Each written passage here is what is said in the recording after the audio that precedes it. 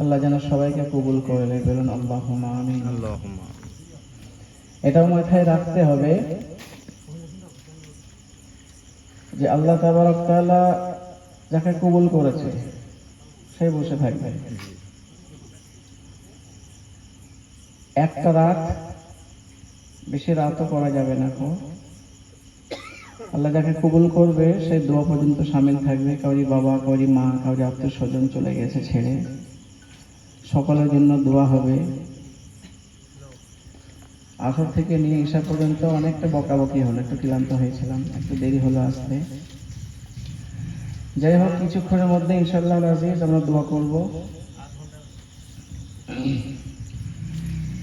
আলহামদুলিল্লাহ আলহামদুলিল্লাহিল হান্নানি ওয়াল মান্নান الذي خلق الإنسان علمه البيان نحمده ونستعينه ونستغفره ونؤمن به ونتوكل عليه ونعوذ بالله من شرور أنفسنا ومن سيئات أعمالنا من يهده الله فلا مضل له ومن يضلله فلا هادي له ونشهد أن لا إله إلا الله وحده لا شريك له ونشهد أن سيدنا وسندنا وحبيبنا وحبيب ربنا وطبيبنا وطبيب ربنا محمدا عبد الله ورسوله أرسله بالحق بشيرا ونذيرا وداعيا إلى الله بإذنه سراجا منيرا. وقال رسول الله صلى الله عليه وسلم: لا يؤمن أحدكم حتى أكون من والده وولده والناس أجمعين. ثم قال النبي صلى الله عليه وسلم: رأيت قصرا في الجنة لبنقها لمن هذا؟ قيل: فتى من قريش وإنه لي. ظننت إنني من قريش وإنه لي. يا عثمان، إن لكل نبي رفيق في الجنة وأنت رفيقي في الجنة. يا طلحة يا زبير، إن لكل نبي حواري وأنت حواري في الجنة. أو كما قال عليه الصلاة والتسليم. कालिया जुल्फा वाला, कालिया जुल्फा वाला तुके दिला दा सहारा। कसम खुदा दे मैनू सबी लाडो प्यारा। कालिया जुल्फा वाला, कालिया जुल्फा वाला तुके दिला दा सहारा। कसम खुदा दे मैनू सबी लाडो प्यारा। कालिया जुल्फा वाला। ऐडा सोना नबी कोई दुनिया ते आया नहीं। ऐडा सोना सोना, ऐडा सोना नबी कोई दुनिया ते आया नहीं। आज वो जया कोई रब ने बढ़ाया नहीं आज ए मुझे या कोई, रब ने बढ़ाया नहीं कालिया जुल्फा वाला, तू कि दिला दा सहारा कसम खुदा दे मैनू सबी लाडो प्यारा, करके इशारा सोड़ा, करके इशारा सोड़ा, आपे चांदे तोड़दा, आपे चांदे जोड़दा ते, आपे चांदे तोड़दा, आपे चांदे तोड़दा ते, आपे चांदे जोड़दा कालिया जुल्फा वाला। সমস্ত প্রশংসা হামদে তারিফ সে মহান আল্লাহ তাবারক তাআলার জন্য, যিনি আমাদেরকে একত্রিত করেছেন, এক জায়গায় করেছেন। যে মুষ্টিময় মানুষ জাগ্রত হয়ে আছি আল্লাহর জন্য, রসুলের জন্য, অন্তর থেকে বলুন আলহামদুলিল্লাহ। এটা বিশ্বাস, এটা দীর্ঘ বিশ্বাস রাখতে হবে যে আল্লাহ তাবারক তাআলা আমাদের কবুল করেছেন। এরকমই রাত দেখবেন কোনো বিষয় নিয়ে কোনো দুনিয়ার টানে আমরা কাটিয়ে দিই, পার করে দিই, কিন্তু এই সময়টা এমন কেমন মনে হয় যে অনেক রাত হয়ে গেছে, আবার কতক্ষণ শুনবো। এটাও হাদিসে এসেছে বেশি রাত জেগো না, কিন্তু কখনো কখনো এটাও নবী সাল্লাল্লাহু আলাইহি ওয়াসাল্লাম বলেছেন যদি জাগ্রত করতে হয় এশার পরে কি করবে, আল্লাহর ইবাদতে পার করো। তো যতক্ষণ পর্যন্ত আপনারা বসে আছেন আল্লাহ তাআলার রহমত বর্ষণ হচ্ছে আপনাদের প্রতি, বলুন আলহামদুলিল্লাহ। 10 মিনিট বললি ছেড়ে দিই, বেশিক্ষণ বলা যাবে না। অনেকক্ষণ থেকে বসে আছেন এবং টাকা পয়সাও আপনারা দান খয়রাত করেছেন। আমি শুনছিলাম মসজিদ থেকে, তবে আসর থেকে নিয়ে এসা পর্যন্ত অনেকগুলো কথা বলেছি বাচ্চাদের পিছনে। আমাদের মেন উদ্দেশ্য ছিল যে বাচ্চাগুলো মসজিদ মক্তবে যারা পড়াশোনা করছে বাচ্চাদেরকে উৎসাহিত করার জন্য, যে গার্জেনরা আছে তারাও খুশি আনন্দ হবার জন্য এই স্টেজের মধ্যে হাজির হয়েছিলেন। আলহামদুলিল্লাহ বাচ্চারা যথেষ্ট শিক্ষায় শিক্ষিত হয়েছে, কারণ একটা মানুষের কাছে দিনের শিক্ষা যদি না থাকে তো ছাগল আর গরুর থেকে তার পার্থক্য কি? আবার একটা মানুষ যদি নাই জানে কিভাবে পানি পান করতে হয়, একটা মানুষ যদি নাই জানে খাবার কিভাবে খেতে হয়, তাহলে ছাগল আর গরুর মধ্যে পার্থক্য কিছু থাকলো না। এই জন্যই যদি কিছুই না ভালো লাগে আলেমদের চেহারা দেখবেন, আলেমদের চেহারা দেখাও নেকি হবে বলা হয়েছে, আল্লাহ তাআলা গুনাহ মাফ করবেন। একটা সাধারণ পাবলিক, একটা আলেমের আসমান জমিন পার্থক্য আছে।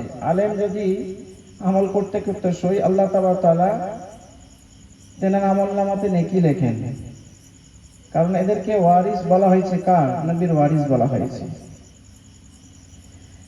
এতক্ষণ পর্যন্ত জেগে যে আছেন কার জন্য আছেন? কথা বলা লাগবে। 10 মিনিট বলবো কিন্তু কথা বলা লাগবে। আমি মসজিদেও কথা বলাই, কারণ কথা এই জন্যই বলতে হয় যেখানে সুবহানাল্লাহ, যেখানে আলহামদুলিল্লাহ।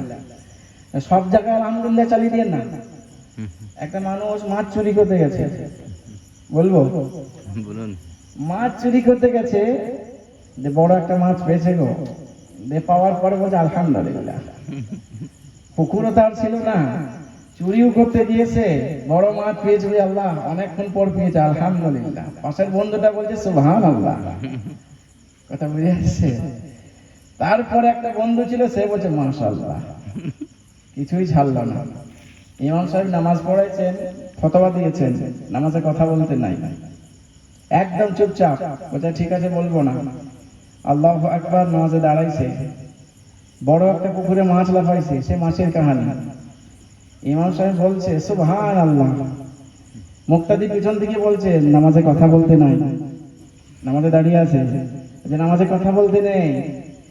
পিছনে যে মুনফারিদ ছিল সে তখন বলছে আমি বলিনি, কিন্তু ভালোই হয়েছে। কিন্তু তিনজনেই নামাজে দাঁড়িয়ে আছে। আমাদের অবস্থাগুলো এরকম হয়ে গেছে জানেন, নামাজে দাঁড়িয়ে থাকি কোথায় যেন চলে যাই। নামাজে দাঁড়িয়ে থাকতে থাকতে ব্যবসাতে চলে যাই, বাণিজ্যতে চলে যাই, বিভিন্ন রকম জায়গাতে চলে যাই। নামাজ আমাদেরকে অসভ্যনীয় কাজ থেকে যে বাঁচাবে, জায়গাটাই তো নেই, আমরা জায়গাটাই তৈরি করতে পারি না। অনেকগুলো হাদিস বয়ান করেছি আমি, অনেকগুলো হাদিস বলেছি, কিন্তু সবগুলোর কথা বলা মুশকিল হয়ে যাবে। সামথিং কিছু বলবো। আল্লাহ নবী সাল্লাল্লাহু আলাইহি ওয়াসাল্লাম উদ্দেশ্য করে বলছেন উম্মত গুলোকে, উম্মত আমি একদিন ঘুমিয়ে আছি রে, একদিন ঘুমিয়ে আছি, স্বপ্নে দেখতে পাচ্ছি এত সুন্দর একটা মহল। সুবহানাল্লাহ। নবীজি স্বপ্ন দেখলে সত্য না মিথ্যা? সত্য। সত্য, বারহাক সত্য। এত সুন্দর একটা মহল। আমি জিজ্ঞেস করছি, নবীজি জিজ্ঞেস করছেন, আরবিতে জিজ্ঞেস করছেন নাকি বাংলাতে? আরবিতে জিজ্ঞেস করছেন, লিমান হাজা। লিমান হাজা মানে এটা কার? লিমান হাজা। উত্তরে আসছে কিলা ফাতাম মিন কুরাইশিন। নবীজি কোন বংশের ছিলেন? তাহলে হাশিম কি ছিল, মুজার কি ছিল? নবী সাল্লাল্লাহু আলাইহি ওয়াসাল্লাম ছাঁটাই করেছে। নবীজি সাল্লাল্লাহু আলাইহি ওয়াসাল্লামের বংশতে আদম শফিউল্লাহ থেকে নিয়ে, হাশিম থেকে নিয়ে, মুজার থেকে নিয়ে কুরাইশ পর্যন্ত নবীর বংশতে কারোর জিনা ছিল না। সুবহানাল্লাহ। আদম আলাইহিস সালাম বলে দিয়েছিলেন নিজের সন্তানদেরকে উদ্দেশ্য করে যে তোমার পুষ্টের মধ্যে, তোমার রক্তের মধ্যে এমন একটা নবী আসছে যে নবীকে সারা জগতের নবী করা হবে। এক একটা নবীকে কাউকে কওমের নবী, কাউকে এলাকার নবী, কাউকে দেশের নবী, কাউকে একটা অঞ্চলের নবী, কিন্তু নবী মুহাম্মদ রাসূলুল্লাহকে সারা জগতের নবী। আর সেই নবীর উম্মত কারা? আমরা না? আজ থেকে কসম খেয়ে নেবো যে কালকে থেকে কোনোদিন মসজিদে যাবো না। কসম খেয়ে নেবো একদম, যে জলসা শুনে নিয়েছে একদম কনফার্ম জান্নাত। মুসলমান কিসে শেষ হয়েছে জানেন? খাওয়াতে। এত খাওয়া খায়, এত খাওয়া খায়, তার বলেও বলে তরকারি নাই। কারণ মুসলমান প্রচুর খরচাও করতে পারে। রমজান মাসে দেখেন না, একটা গরিব মানুষ হলেও দেখবেন বাড়িতে একটা আলহামদুলিল্লাহ ভালো খাবারই থাকে। মুসলমান বেশি খরচা করতে থাকে। আজ মুসলমান সব জায়গাতে নির্যাতিত, জায়গায় জায়গায় মুসলমানদেরকে অপমান করা হচ্ছে, অপদস্থ করা হচ্ছে, মারা হচ্ছে, খুন করা হচ্ছে। কাদের জন্য? আমার নিজেদের জন্য। আপনাকে আঘাত করবে আপনার নিজের লোকে, ওই পাড়া থেকে আপনারা আঘাত করতে আসবে না। নবী সাল্লাল্লাহু আলাইহি ওয়াসাল্লামকে কষ্ট দিয়েছে কারা? নিজের লোকরা দিয়েছে না? হযরত হোসেনকে আঘাত করেছে কারা? নিজের লোকেই করেছে। হযরত হাসানকে কতল করেছে কারা? নিজের লোকেই করেছে। বিদেশ থেকে আসেনি।